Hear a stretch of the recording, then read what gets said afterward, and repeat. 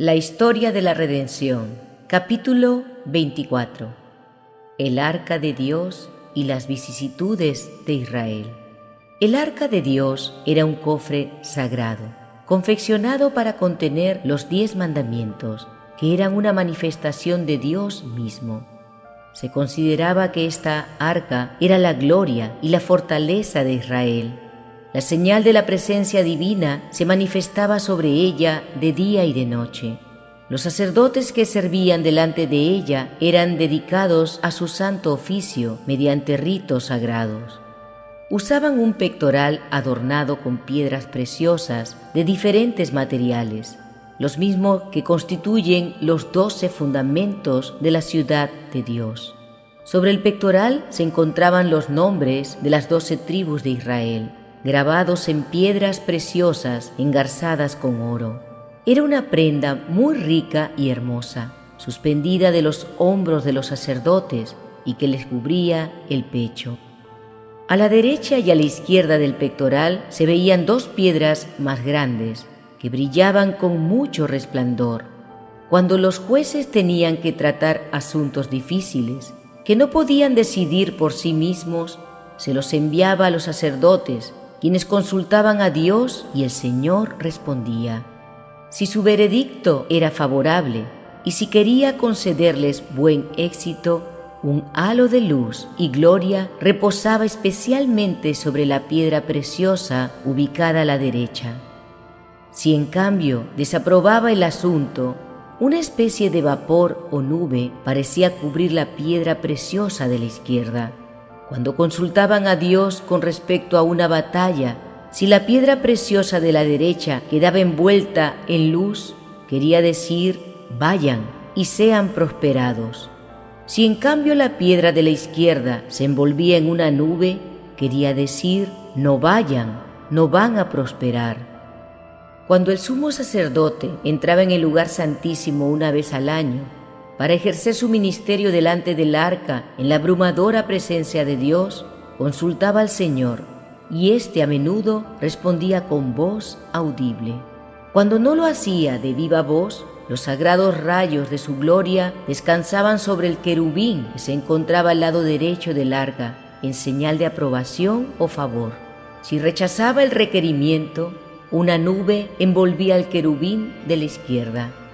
4 ángeles del cielo acompañaban siempre el arca de Dios en todas sus peregrinaciones, para protegerla de cualquier peligro y para cumplir toda misión que se les requiriera en relación con ella. Jesús, el Hijo de Dios, seguido por los ángeles celestiales, iba delante del arca cuando ésta se aproximaba al Jordán. Las aguas se dividieron delante de su presencia. Cristo y los ángeles permanecieron junto al arca y los sacerdotes en el lecho del río hasta que todo Israel cruzó el Jordán. Cristo y los ángeles acompañaron al arca cuando ésta giraba en torno de Jericó y finalmente derribaron sus macizos muros y entregaron la ciudad en manos de Israel. El resultado del descuido de Elí. Cuando Elí era sumo sacerdote, elevó a sus hijos a la dignidad sacerdotal. Solo Elí tenía permiso para entrar en el lugar santísimo una vez al año. Sus hijos ministraban junto a la puerta del tabernáculo y oficiaban en relación con las ofrendas de animales y en el altar de los sacrificios. Continuamente abusaban de su cargo sagrado. Eran egoístas, codiciosos, glotones y libertinos. Dios reprobó a Elí por su culpable negligencia con respecto a la disciplina familiar. Elí reprendía a sus hijos, pero no los mantenía en sujeción. Después de ubicarlos en el sagrado cargo del sacerdocio, Elí oyó hablar de la conducta de ellos, de cómo defraudaban a los hijos de Israel en sus ofrendas, de sus audaces transgresiones de la ley de Dios y de su conducta violenta que indujo a pecar a Israel. El Señor dio a conocer al niño Samuel los juicios que lanzaría sobre la casa de Elí a causa de la negligencia de éste. Y Jehová dijo a Samuel: He aquí, haré yo una cosa en Israel. que a quien la oyere le retiñirán ambos oídos. Aquel día yo cumpliré contra Elí todas las cosas que he dicho sobre su casa, desde el principio hasta el fin, y le mostraré que yo juzgaré su casa para siempre, por la iniquidad que él sabe, porque sus hijos han blasfemado a Dios, y él no los ha estorbado. Por tanto, yo he jurado a la casa de Elí que la iniquidad de la casa de Elí no será expiada jamás, ni con los sacrificios, ni con ofrendas. Las transgresiones de los hijos de Elí eran tan audaces, tan insultantes para un Dios santo, que no había sacrificio que pudiera expiar esas violaciones voluntarias de su ley. Esos sacerdotes pecadores profanaban los sacrificios que representaban al Hijo de Dios, y mediante su conducta blasfema pisoteaban la sangre de la expiación, de la cual provenía la virtud de todos los sacrificios. Samuel transmitió a Elí las palabras del Señor. Entonces él dijo: Jehová es, haga lo que bien le pareciere. Elí sabía que Dios había sido deshonrado y se sentía pecador. Admitió que Dios estaba castigando su negligencia culpable. Dio a conocer a todo Israel la palabra del Señor transmitida por medio de Samuel. Al hacerlo, creyó corregir en cierta medida su pasada negligencia pecaminosa. El mal pronunciado contra el sacerdote no demoró en producirse. Los israelitas guerrearon contra los filisteos y fueron vencidos, y 4,000 de entre ellos murieron. Los hebreos estaban atemorizados.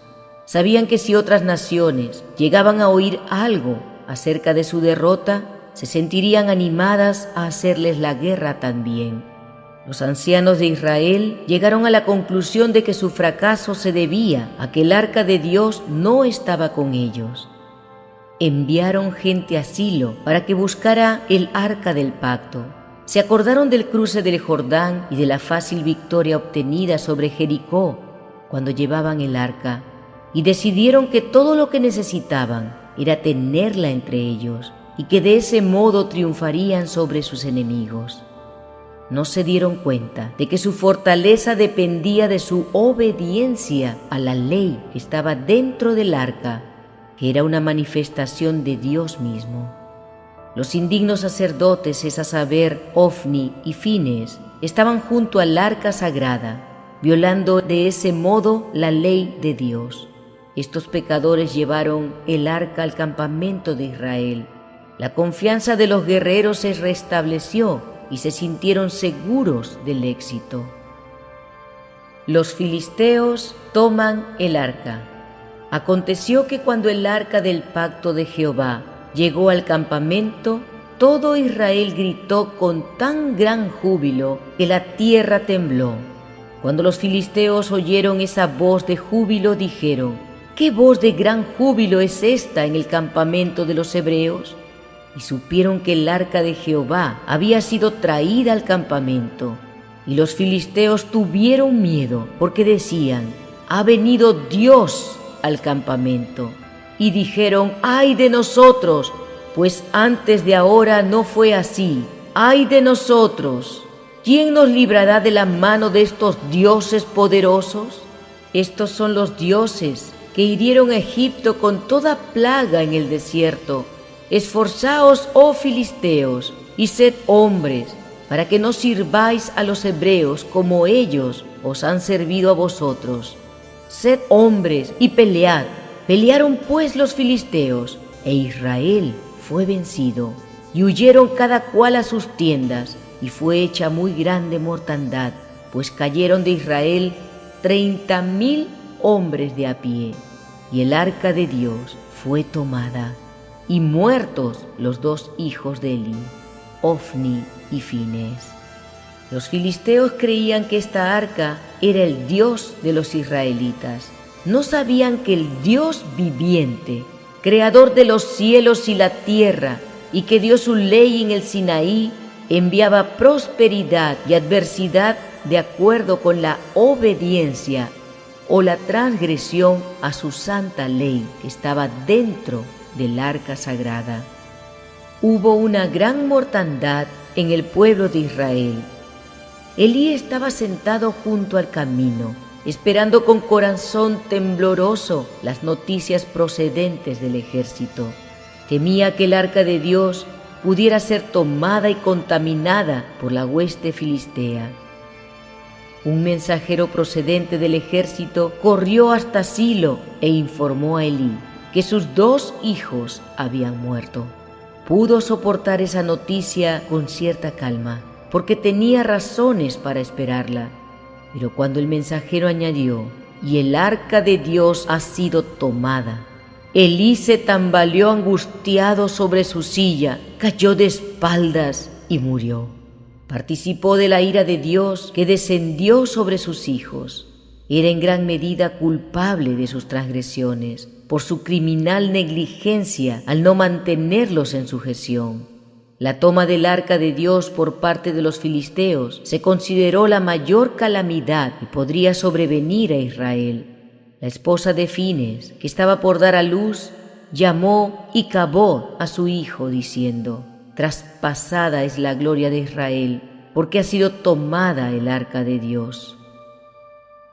En la tierra de los filisteos, el Señor permitió que su arca fuera tomada por sus enemigos, para mostrar a Israel cuán vano era confiar en ella, símbolo de su presencia, mientras se hallaban transgrediendo los mandamientos que contenía.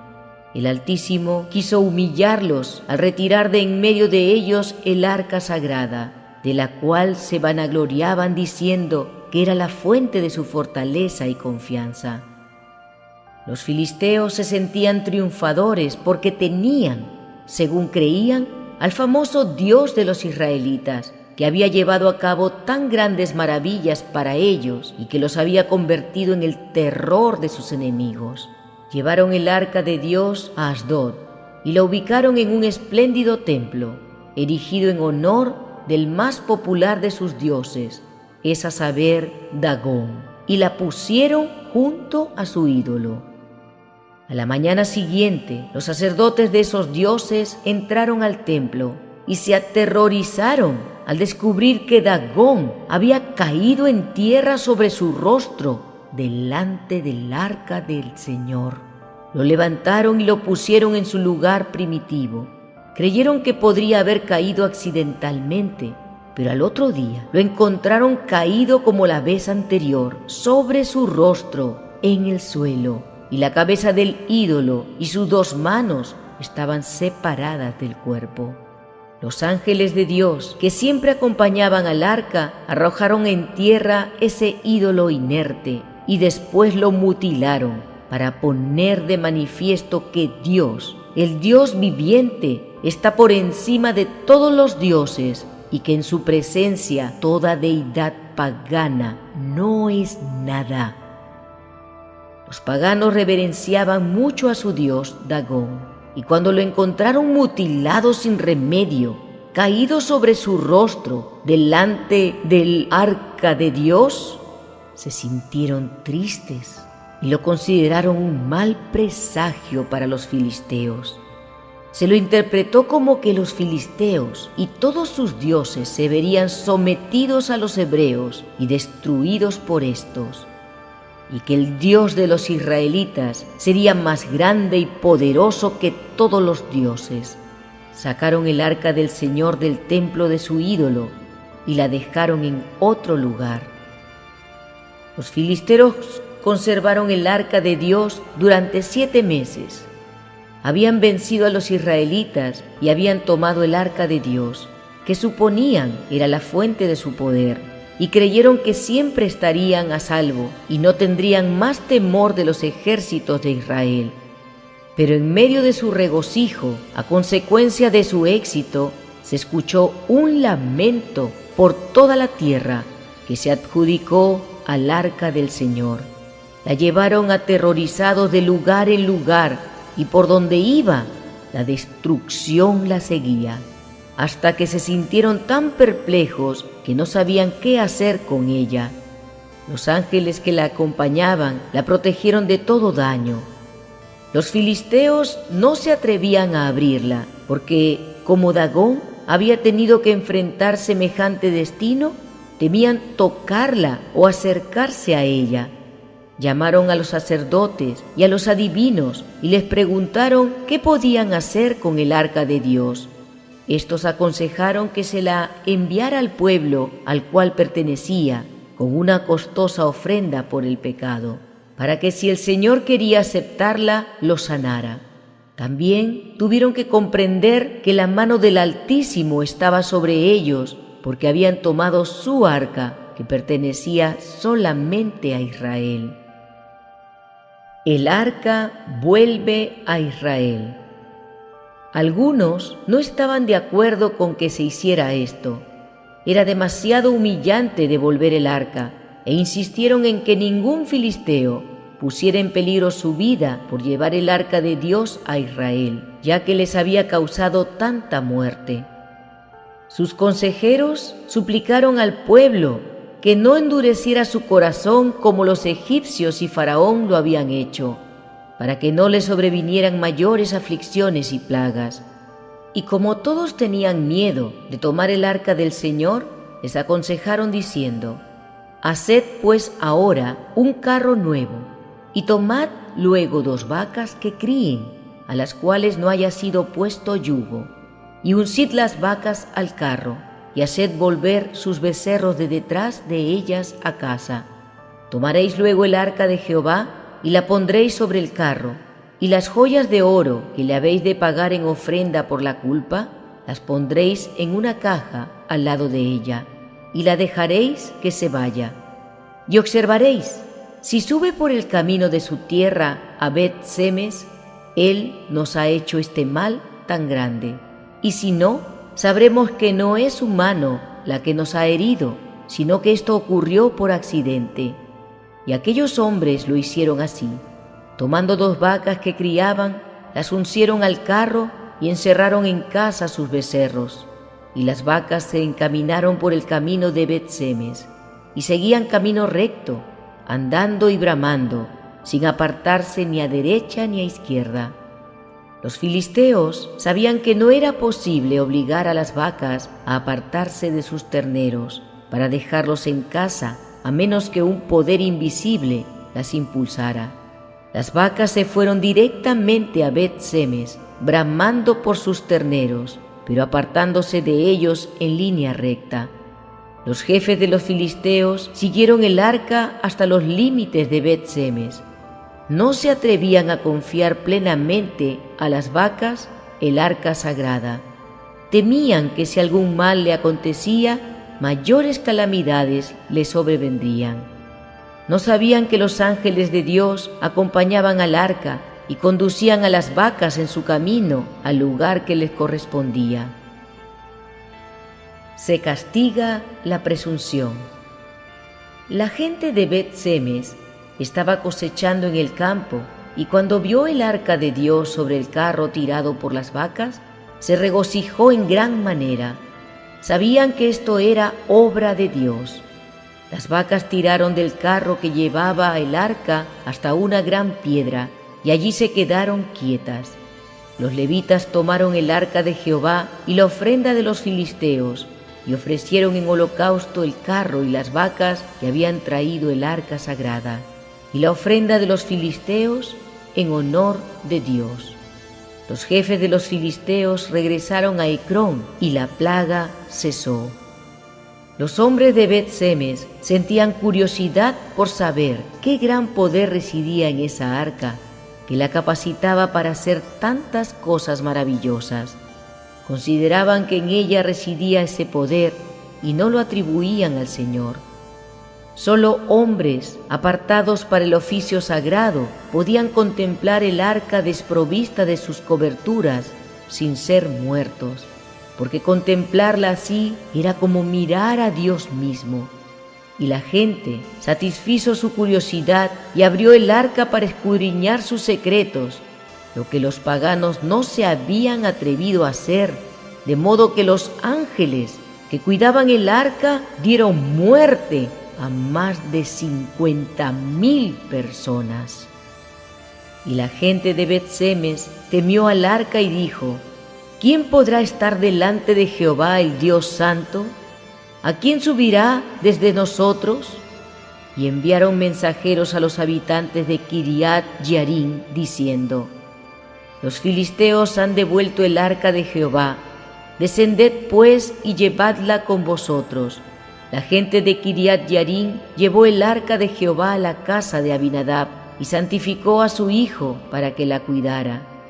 Por 20 años los hebreos estuvieron dominados por los filisteos, fueron sumamente humillados y se arrepintieron de sus pecados. Y Samuel intercedió por ellos, y Dios volvió a ser misericordioso con ellos.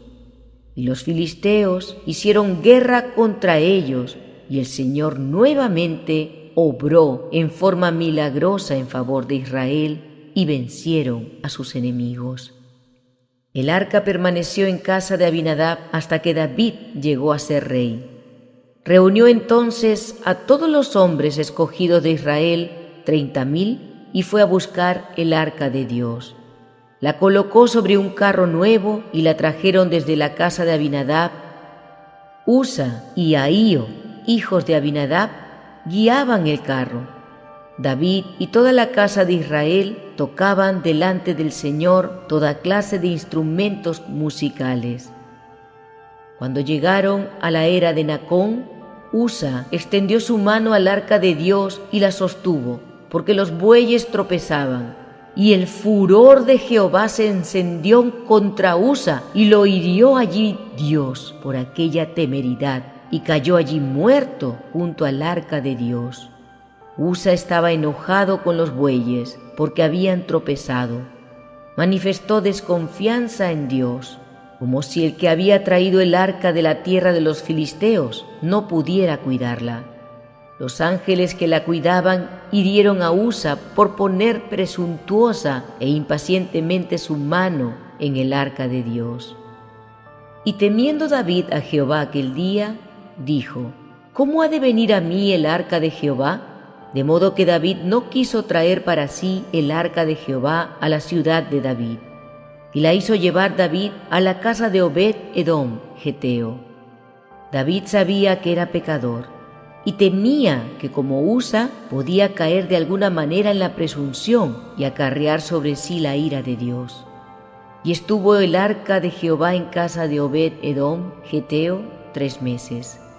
Y bendijo Jehová a Obed-Edom y a toda su casa.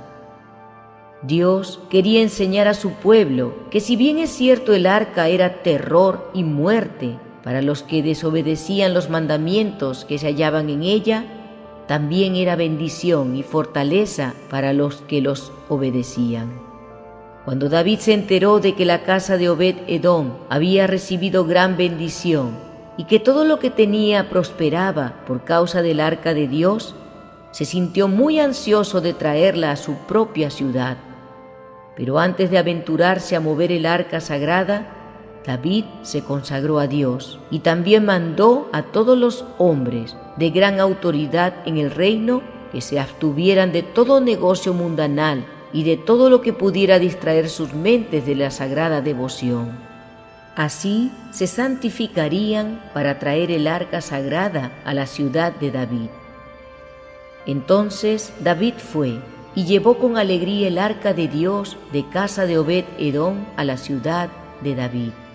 Metieron pues el arca de Jehová y la pusieron en su lugar en medio de una tienda que David le había levantado. Y sacrificó David holocaustos y ofrendas de paz delante de Jehová. En el templo de Salomón. Cuando Salomón terminó de edificar el templo, reunió a los ancianos de Israel y a los hombres más influyentes de entre el pueblo para traer el arca del pacto del Señor de la ciudad de David. Estos hombres se consagraron a Dios y con gran solemnidad y reverencia acompañaron a los sacerdotes que llevaban el arca. Y llevaron el arca de Jehová y el tabernáculo de reunión, y todos los utensilios sagrados que estaban en el tabernáculo, los cuales llevaban los sacerdotes y levitas. Y el rey Salomón y toda la congregación de Israel que se había reunido con él, estaban con él delante del arca, sacrificando ovejas y bueyes, que por la multitud no se podían contar ni numerar. Salomón siguió el ejemplo de su padre David. Cada vez que daba 6 pasos, ofrecía un sacrificio. Con cantos, música y gran ceremonia, los sacerdotes metieron el arca del pacto de Jehová en su lugar, en el santuario de la casa, en el lugar santísimo, debajo de las alas de los querubines, porque los querubines tenían extendidas las alas sobre el lugar del arca, y así cubrían los querubines el arca y sus varas por encima. Habían edificado un santuario sumamente espléndido, de acuerdo con el modelo que se le mostró a Moisés en el monte y que más tarde el Señor le presentó a David. El santuario terrenal fue hecho de acuerdo con el celestial. Además de los querubines ubicados sobre la cubierta del arca, Salomón hizo 2 ángeles más de gran tamaño, de pie en cada extremo del arca, para representar a los ángeles celestiales que siempre protegen la ley de Dios. Es imposible describir la belleza y el esplendor de este templo. Allí, tal como en el tabernáculo, se llevó el arca sagrada con orden, reverencia y solemnidad, y se la ubicó en su sitio entre las alas de los 2 grandes querubines que estaban de pie sobre el piso. El coro sagrado unió sus voces a la de toda clase de instrumentos músicos para alabar a Dios. Y mientras las voces en perfecto acuerdo con los instrumentos de música resonaban por el templo y se extendían por el aire hacia Jerusalén, la nube de la gloria de Dios tomó posesión de la casa, como había ocurrido anteriormente con el tabernáculo. Y cuando los sacerdotes salieron del santuario, la nube llenó la casa de Jehová, y los sacerdotes no pudieron permanecer para ministrar por causa de la nube, porque la gloria de Jehová había llenado la casa de Jehová. El rey Salomón se puso de pie sobre una plataforma de bronce ubicada delante del altar y bendijo al pueblo. Enseguida se arrodilló y con las manos extendidas hacia el cielo, elevó una ferviente y solemne oración a Dios, mientras la congregación se postraba con el rostro hacia la tierra. Cuando terminó su plegaria, un fuego milagroso descendió del cielo y consumió el sacrificio. A causa de los pecados de Israel, la calamidad que Dios dijo alcanzaría al templo si su pueblo se apartaba de él, se cumplió algunos siglos después de su construcción. Dios prometió a Salomón que si permanecía fiel y su pueblo obedecía sus mandamientos, ese glorioso templo permanecería para siempre en todo su esplendor, como una evidencia de la prosperidad y las espléndidas bendiciones que descenderían sobre Israel como resultado de su obediencia. El cautiverio de Israel. Dios permitió que Israel fuera llevado en cautiverio por causa de su transgresión de los mandamientos del Señor y sus malas acciones, para humillarlo y castigarlo. Antes de la destrucción del templo, Dios informó a unos pocos de sus fieles siervos el destino de ese edificio, que era el orgullo de Israel, y que ellos idolatraban mientras al mismo tiempo pecaban contra Dios.